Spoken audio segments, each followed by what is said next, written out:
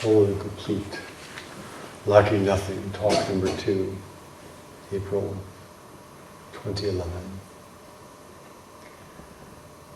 In the dictionary, the word intimate implies a warm friend, close, familiar feeling, or intrinsic nature. And some of its synonyms: close, deep, essential, confidential, immediate, inborn, ingrained, inherent, inmost, innate, interior, profound, secret, and visceral. Zazen has got to be intimate, personal. We go through the personal to the impersonal. We can't bypass it. And if our zazen is cold and aloof, then something is missing. There is a place in practice where there is nothing personal. It's a state, a temporary state. Nothing is personal. Nothing is has any relevance to any person in here. Things are just as they are, completely impersonal. But that's only a state, because we always keep coming back to this manifested body. And again we come back to the sense of presence, which we all know so well. And as we mature in our practice, we are less and less confined to the experience of our thinking mind, and more have the ability to explore with the thinking mind as well as that which is before thought, and even that which is before the body. In Sesshin, anchoring the mind is essential. If the mind isn't anchored, it just wanders around. You can become filled with endless thoughts. And all of you have noticed that one thought immediately leads to the next thought, which leads to the next thought, which leads to the next thought. And they never stop of their own accord. It can become just an endless stream. That which is aware of that endless stream is a very interesting place.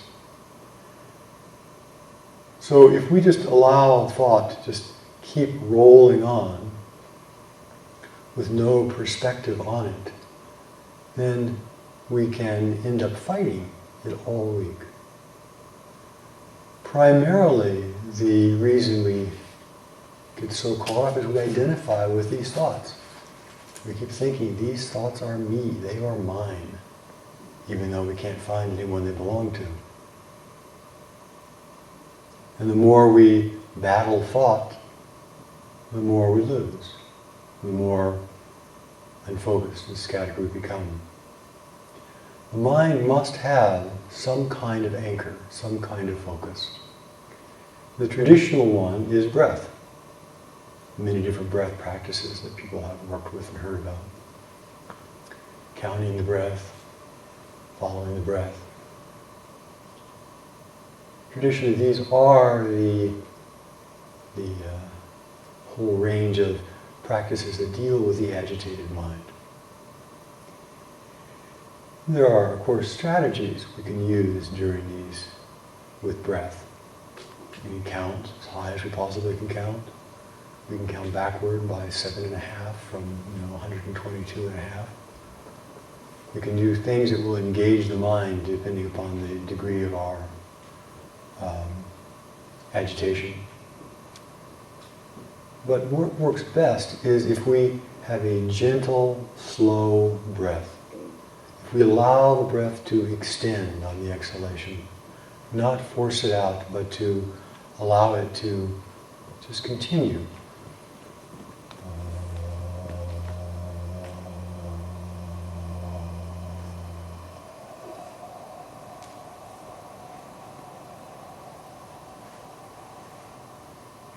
Gently, all the way to the end.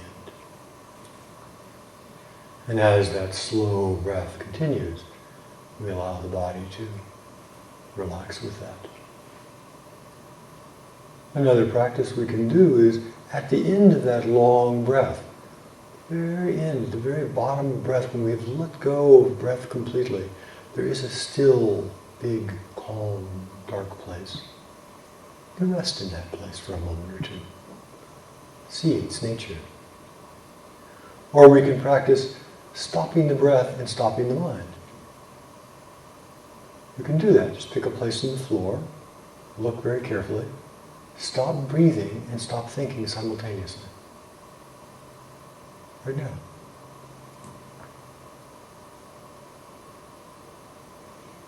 And we can do that for a few seconds or a moment or two. It's not the way to try to practice. The Buddha actually tried that. The Buddha in the sutras, the Buddha practiced breath holding. And he practiced breath holding exactly for this purpose, to try to see if he could stop and get beyond his mind. So holding the breath is not what is helpful, but seeing that the mind stream can be stopped, that the mind stream can be interrupted, and actually being able to see beyond thought. Sometimes, there are many different kinds of experiences, but sometimes people have the experience of looking through thought, as though the thought were a cloud bank, and we're able to look down at the silence, the space below. There's an intimate relationship between breath and thought. So if our breath is fast and agitated, our mind is more agitated. If our breath is slow and deep, our mind becomes slower and deeper, to a certain degree. The other anchors of the mind that we traditionally have used is listening practice, sound. There's always sound. There's always something to listen to anchor the mind and hear continuously without gaps is one of the ways of anchoring the mind. Or koans. What is real? What is most intimate? What's alive? Move. With the koans, it's important to have a wato, to have a central thing that is the nub of the koan, that represents the whole koan.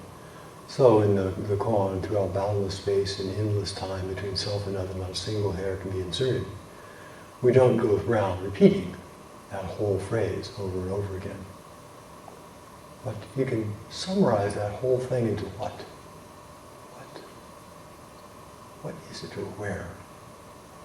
And using that particular what or where, or move, or om, using that particular phrase or sound, not as a mantra we just repeat for the sake of repeating it, but as the nub of a drill, the nub of the inquiry, the point of investigation for these deeper questions. Thought is not easy to stop. It is hard to control. And there are times, of course, when the mind does become more quiet and even can become completely still. That too is an impermanent state, like all things are. Anything that comes goes. But some people, because of all the talk that we are giving about thoughts, and they're not thoughts, and silence of the mind, begin using not thinking as a criterion of their practice. They begin judging, which is more thinking in itself, that they're failing, which is still more thinking, because they can't stop thinking, which is still more thinking. And so they're using the criterion of thinking and not thinking as whether your practice is succeeding or not succeeding, whether you're really practicing genuinely or not genuinely, is a self-defeating proposition. The more we judge, the more we think. The more we think, the more we struggle. The more we struggle, the more we feel like we're failing. So the admonition is, whenever you notice your mind beginning to go to judgment, succeeding, failing, doing it right, not doing it right, come back to the anchor of the mind. Come back to the experience of the breath and the body, or the wato, or sound. We can't go wrong with those things. We feel the body as the body.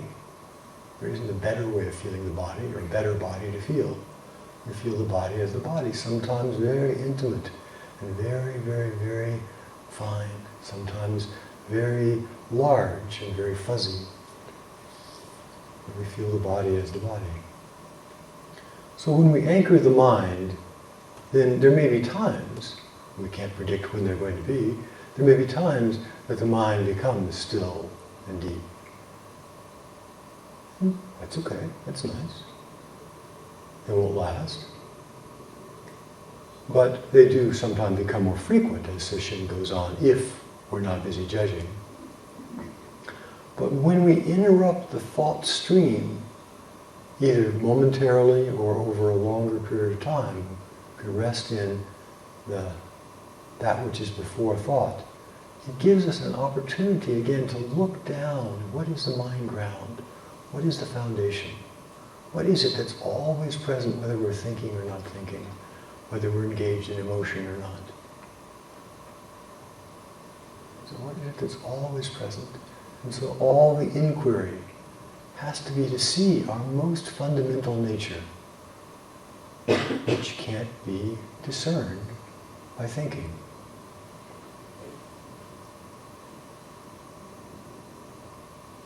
So it's this looking into, being absorbed, being interested, being curious. And actually curiosity is a far, far, far more valuable tool of practice than a silent mind is. We have a silent mind and we're not curious. There's kind of a dull, vapid state. If we're really curious, it doesn't really matter so much whether the mind is has a few thoughts in it or is churning even. Because we're curious, and that curiosity is what actually brings us deeper. The curiosity is one of the 7 factors of enlightenment. It's interesting, in the 7 factors of enlightenment, mindfulness, investigation of states, delight, energy, tranquility, concentration. Silence of the mind is not listed as one of the 7 factors of enlightenment. Paying attention is. Concentrating is. Being curious is.